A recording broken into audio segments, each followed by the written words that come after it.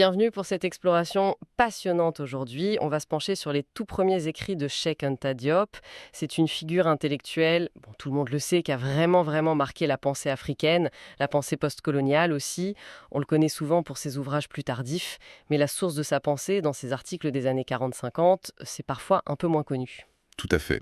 Et c'est justement ce qu'on va essayer de faire aujourd'hui grâce à notre source, ce recueil, Alerte sous les tropiques. Ça rassemble les textes qu'il a publiés entre 1946 et 1960. C'est une période charnière, incroyablement fertile, où, depuis Paris, en fait, il a posé les bases, les fondations intellectuelles de toute son œuvre future. Ok, donc notre mission, si on peut dire, c'est de plonger au cœur de ces années-là, de ces années formatrices. On va essayer de décrypter ensemble les grands thèmes qui émergent chez Diop à ce moment.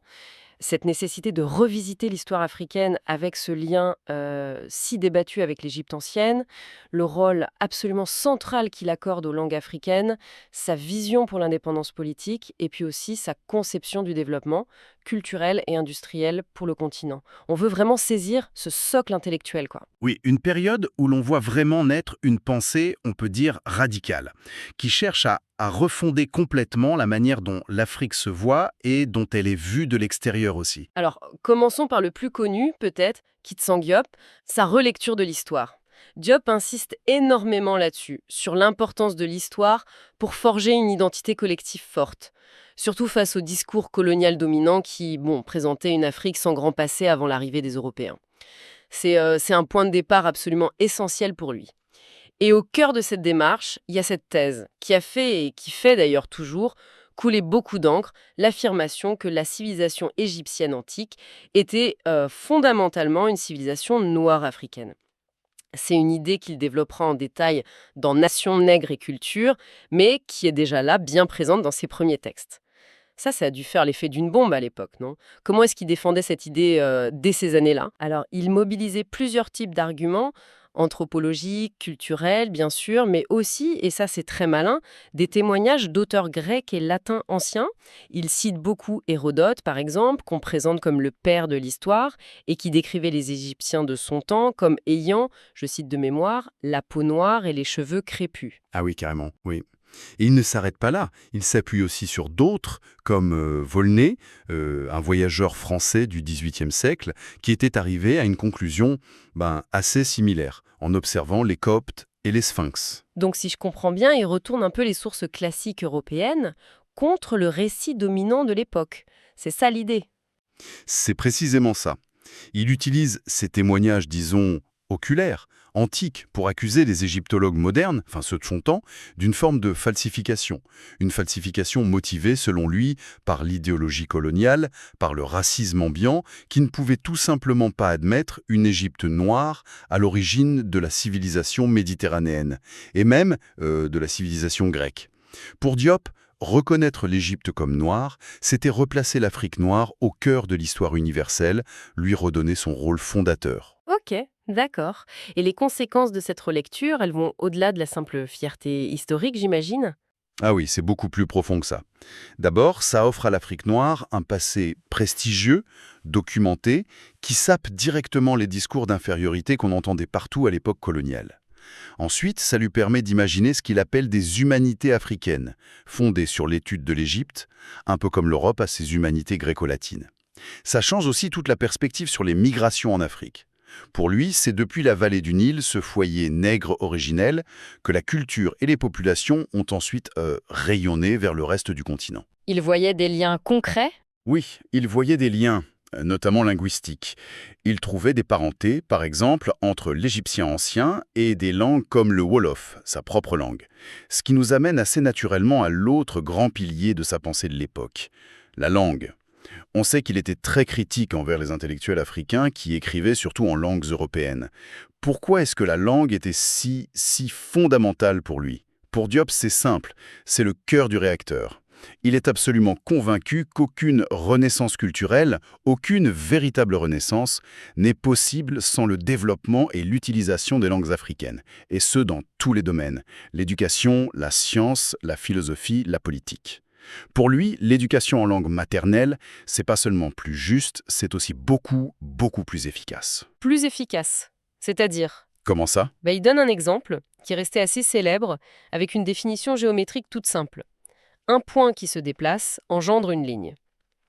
Il explique qu'un enfant africain, scolarisé en français, met des années à maîtriser la syntaxe, le vocabulaire, pour comprendre cette phrase. Et encore, sans garantie qu'il la comprenne vraiment en profondeur. Mhm. Alors que la même idée, exprimée dans sa langue maternelle, mettons le Wolof, serait comprise quasi immédiatement.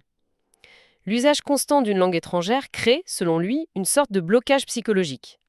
Ça privilégie la mémorisation, le par cœur, au détriment de la vraie compréhension, de la raison. Mais l'argument qu'on entendait, et qu'on entend parfois encore, c'est que les langues africaines ne seraient pas adaptées à la modernité, à la science. Qu'est-ce qui répondait à ça? Ça, il balaie cet argument avec une force incroyable. Il prend l'exemple du Wolof, qu'il connaît bien, pour montrer sa richesse, sa structure, sa capacité à créer des concepts nouveaux, complexes, par dérivation interne. Il ne nie pas qu'il manque, évidemment, un lexique technique moderne. Mais il dit, c'était le cas de toutes les langues à un moment de leur histoire. Le français, l'anglais, toutes sont passées par là. Et il ne s'est pas contenté de le dire, il l'a fait, c'est ça. Exactement. Pour prouver ce qu'il avançait, il s'est lancé lui-même dans des traductions en Wolof. Et pas des textes faciles, des passages de la théorie de la relativité d'Einstein, des extraits de Marx et même une tragédie de Corneille, Nicomède. Incroyable. Et comment il voyait la création de ce lexique manquant alors? Principalement de deux manières. D'abord, en étendant le sens des mots qui existent déjà. C'est un processus naturel dans toutes les langues, finalement. Ensuite, par l'emprunt. Mais un emprunt raisonné. Et il suggère de privilégier l'égyptien ancien, qu'il considère comme la langue classique africaine par excellence, un peu le rôle du grec et du latin pour l'Europe. Et face à l'argument de la multitude des langues en Afrique? Il relativise beaucoup ça aussi. Il dit qu'en réalité, il n'y a qu'une poignée de grandes langues véhiculaires sur le continent, un nombre comparable aux grandes langues européennes, et qu'il faut se concentrer sur le développement de celles-là en priorité. Il prend l'exemple de l'Inde qui a choisi de développer l'hindi plutôt que de tout miser sur l'anglais. Pour lui, l'unité ne signifie pas une seule langue unique pour tout le monde, mais la priorisation de langues africaines clés. On voit bien le lien là, ces réflexions sur l'histoire, sur la langue, ce ne sont pas juste des exercices intellectuels. Pour lui, ça nourrit directement une vision politique très, très engagée. Et c'est là peut-être que ça devient vraiment percutant. Ah oui, tout à fait. Dans ses articles, en particulier ceux qu'il publie dans La Voix de l'Afrique noire, qui était le journal des étudiants africains liés au RDA, le Rassemblement démocratique africain, un mouvement politique majeur de l'époque, il pose vraiment les bases d'une action politique concrète. Il insiste sur un point. La nécessité absolue d'une prise de conscience des masses populaires, c'est-à-dire pas seulement les élites, non, surtout pas. Pour lui, le peuple doit comprendre que son sort dépend de sa propre lutte, et une lutte organisée. Les grèves, les boycotts, les pétitions, tout ça doit venir d'en bas, être porté par les masses. D'accord. Et l'objectif final de cette lutte? C'est clair et net. L'indépendance nationale Total. est point absolument crucial chez lui. Pas une indépendance au rabais, fragmentée pays par pays. Très très tôt, dès le début des années 50, il plaide pour une fédération d'États démocratiques à l'échelle de tout le continent, du Sahara jusqu'au Cap. Une vision panafricaine très radicale pour l'époque, effectivement. Extrêmement radical. Il rejette catégoriquement toute forme d'aménagement à l'intérieur du système colonial. L'Union française, par exemple, ce cadre politique que la France proposait après la guerre à ses colonies, pour lui, c'est une illusion, une façon de maintenir la domination sous une autre forme. Et dans cet article au titre évocateur, Alerte sous les tropiques, il tire vraiment la sonnette d'alarme sur l'avenir. Oui, cet article de 1956 est saisissant. Il commence par dresser un constat. L'Afrique, dit-il, regorge d'un potentiel énergétique immense. Il parle déjà de l'hydraulique, du solaire, même de l'atomique et de matières premières. Mais, paradoxalement, elle reste sous-peuplée et surtout sous-industrialisée. Et face à ça, il identifie plusieurs menaces très graves qui pèsent sur elle. Quelles sont ces menaces qu'il voit se dessiner? Il en pointe plusieurs, et ça montre bien sa vision géopolitique assez large pour l'époque. Premièrement, il voit un néocolonialisme européen qui ne dit pas son nom, qu'il appelle Eurafrique. L'idée, c'est que l'Afrique resterait une simple réserve de matières premières et d'énergie bon marché pour l'Europe. D'accord. Ensuite? Deuxièmement, il pointe l'expansionnisme du régime d'apartheid en Afrique du Sud. Il le voit comme une menace mortelle, existentielle même, pour l'Afrique noire indépendante. Troisièmement, il évoque certaines ambitions qu'il perçoit dans le monde arabe, notamment les visées égyptiennes sur le Soudan, qu'il interprète comme potentiellement impérialistes aussi. Et il n'oublie pas les États-Unis? Non, bien sûr. Enfin, il identifie l'impérialisme américain, motivé selon lui par l'épuisement de ses propres ressources. Un impérialisme qui s'infiltrerait via l'aide économique, il critique le fameux Point 4, un programme américain d'assistance technique, et par l'installation de bases militaires. Face à ce tableau, qui est quand même assez sombre, il n'y a pas de temps à perdre pour lui, j'imagine. Absolument pas. L'urgence, c'est vraiment le maître mot à ce moment-là. Diop est convaincu que sa génération est à un tournant critique. C'est peut-être, dit-il en substance, la dernière chance pour l'Afrique d'agir et de prendre son destin en main. Pourquoi cette urgence ? Parce que le progrès technique mondial s'accélère à une vitesse folle et que les puissances extérieures cherchent à consolider leur contrôle, mais sous de nouvelles formes, plus insidieuses peut-être. Donc pas question de gradualisme, surtout pas. Attendre, accepter un changement progressif, négocié dans le cadre existant, c'est tomber dans un piège mortel, selon lui. Il n'y a qu'une seule voie, une action rapide, coordonnée, à l'échelle de tout le continent, et visant une indépendance complète et immédiate. C'est seulement comme ça que l'Afrique pourra échapper à ces périls qu'il décrit. Cette vision politique forte d'une Afrique unie, indépendante, elle s'appuyait aussi sur une autre conviction profonde chez lui, l'idée qu'il existe une unité culturelle africaine, des traits communs qui traversent le continent malgré la diversité. Comment est-ce qu'il explore cette idée dans ses textes ? Alors, il aborde ça de manière assez développée dans une communication qu'il fait au Congrès des écrivains et artistes noirs en 1959. Le titre est d'ailleurs « L'unité culturelle africaine ». Et là, il propose une comparaison assez audacieuse entre ce qu'il appelle le berceau méridional, africain donc, et le berceau nordique, indo-arien. L'axe principal de sa comparaison, c'est l'opposition entre matriarcat et patriarcat. Matriarcat contre patriarcat, comment il définit cette opposition ? Qu'est-ce qu'il met derrière ces termes ? Alors il associe le matriarcat, c'est-à-dire un système où la filiation, l'héritage et parfois même une partie du pouvoir passe par la lignée maternelle, à la sédentarité, à l'agriculture. Et ça, il le voit comme typique de l'Afrique originelle, de l'Égypte ancienne aussi d'ailleurs. La femme y aurait un rôle social, économique, central et respecté. D'accord. Et le patriarcat mâchait ? À l'inverse, il lie le patriarcat, la filiation par le père, l'autorité paternelle très forte, un statut souvent inférieur de la femme, au nomadisme, qu'il associe plutôt aux peuples indo-ariens originels. Et pour lui, ces structures de parenté différentes sont à l'origine de tas d'autres différences, dans la conception de la famille, le rôle des femmes bien sûr, mais même dans l'organisation politique ou la vision du monde. Ah oui. Il étend ça jusqu'à l'organisation politique. Oui. Il oppose par exemple l'État territorial, vaste, unifié très tôt, dont l'Égypte pharaonique est pour lui l'exemple africain par excellence, à la cité-État, plus petite, plus repliée sur elle-même, qu'il juge plus typique du monde grec ou romain antique.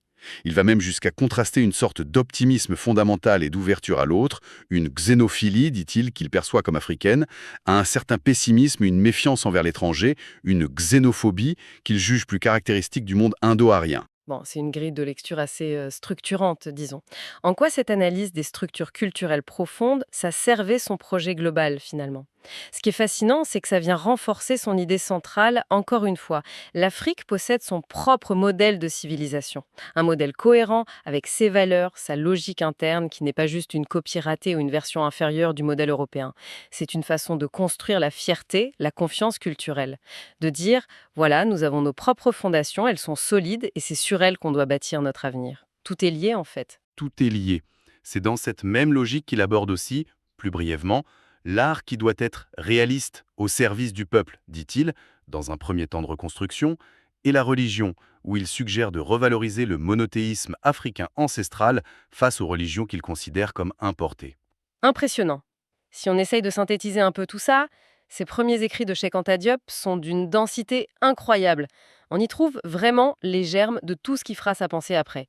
Une histoire africaine réappropriée, avec l'Égypte noire au centre, la promotion indispensable, vitale même, des langues africaines, l'exigence d'une indépendance politique immédiate et panafricaine, et l'affirmation d'une culture, d'un potentiel propre au continent. Tout est déjà là, interconnecté, dans une vision globale pour une Afrique libérée, maîtresse de son destin. C'est exactement ça. C'est un corpus d'une cohérence et d'une force assez remarquable, oui. Qui jette vraiment les bases d'une pensée qui est à la fois très critique de la domination, mais aussi profondément constructive, tournée vers l'avenir. Et pour conclure, peut-être une piste de réflexion pour prolonger un peu notre discussion. Diop exprime très très fort dans ses textes, surtout vers la fin des années 50, ce sentiment d'urgence historique. L'idée que sa génération avait une responsabilité écrasante, une fenêtre d'opportunité peut-être unique. face aux mutations mondiales et aux appétits qui se manifestaient déjà sur les ressources africaines. Une sorte de maintenant ou jamais.